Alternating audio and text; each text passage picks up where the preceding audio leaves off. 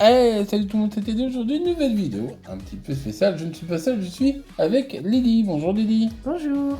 Aujourd'hui, on va vous faire, comme c'est marqué dans le titre, 10 informations étonnantes à connaître. Étonnantes ou pas. C'est parti. Les reptiles supportent mal la chaleur. Oui, on commence avec les reptiles. J'ai oublié de le dire parce que je l'avais dit avant. Et là, je le dis. Donc, les reptiles supportent mal la chaleur ou le froid excessif. Ils peuvent les paralyser. La plupart d'entre eux se prélassent au soleil pour se réchauffer puis restent à l'ombre. Le féroce Dimétrodon, ouais, c'est un animal qui vivait avant, avait une grande crête de peau sur le dos pour absorber la chaleur du soleil, comme certains dinosaures de Jurassic Park. Mais vous allez me dire, qu'est-ce qu'un Dimétrodon? Ah si, dites-le moi. Bon, c'est pas grave. Mais qu'est-ce qu'un nitrométrodon? Non, Dimétrodon, mais c'est bien essayé. Le nom Dimétrodon signifie deux types de dents. En effet, il avait des dents tranchantes, donc c'est... il mangeait pas que des plantes, pour déchiqueter et d'autres pour mastiquer. Il mesurait 3 mètres de long. 3 mètres de long. C'est genre 1, 2 et 3 du coup. C'est grand quand même. Comme un petit crocodile. Voilà, c'était le Dimétrodon des reptiles. À toi Didi. Une autre info étonnante. Les plantes. Après avoir trouvé un endroit approprié, la graine pousse. C'est la germination, c'est-à-dire la naissance d'une nouvelle plante. Pour cela, il lui faut un endroit ensoleillé avec de la terre et de l'eau. La fougère, par exemple. Connais-tu cette plante, Teddy? Oui, très très bien. Il y en a plein partout dans la forêt et c'est bien. Et comment elle pousse? Je sais pas. Tu sais pas? Non. Eh bien, sur le dessous de la fronde de cette fougère se trouvent des sores. Ce sont des poches contenant des centaines de minuscules cellules reproductrices, nommées des spores. Des sports. Oui. Et après, comment ça marche? Eh bien, avec l'aide du vent, il va pousser toutes ces petites spores dans l'air et elles vont s'accrocher au sol et ça fera des nouveaux bébés fougères. D'accord, merci. À toi! Petite info insolite. En France, nous disons qu'il pleut des cordes. Mais les Anglais disent qu'il pleut des chats et des chiens. Bon, ça fait un peu plus mal sur la tête.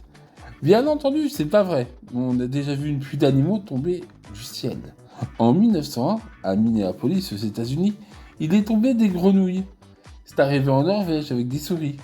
Et en 1578, et des poissons en Grèce en 2002.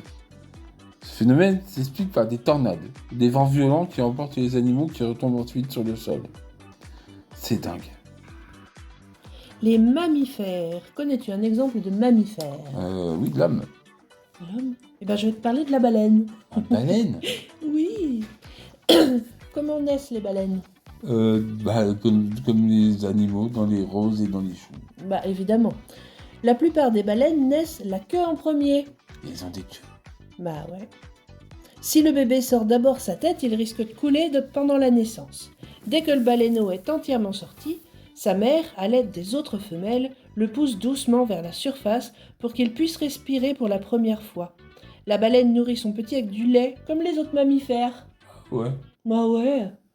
À la naissance, le petit mesure 7 mètres. Tu vois, ça fait 1, 2, 3, 4, 5, 6, 7. Tout ça. Ça fait tout de suite dans le truc du début là. Exactement. Et pèse 2 tonnes. Oh. Voilà, à ton tour. Et on finit avec cette question, d'où vient la Terre? Un nuage est à l'origine de la Terre. Les scientifiques pensent que la formation de notre planète, il y a 4,5 milliards d'années, est le résultat d'un immense nuage de gaz et de poussière. Une étoile a explosé à proximité de ce nuage et l'a fait tournoyer. Des gaz se sont accumulés en son centre et ont formé le Soleil. La poussière tourbillonnant à toute vitesse autour du Soleil s'est amalgamée pour former des morceaux de roches.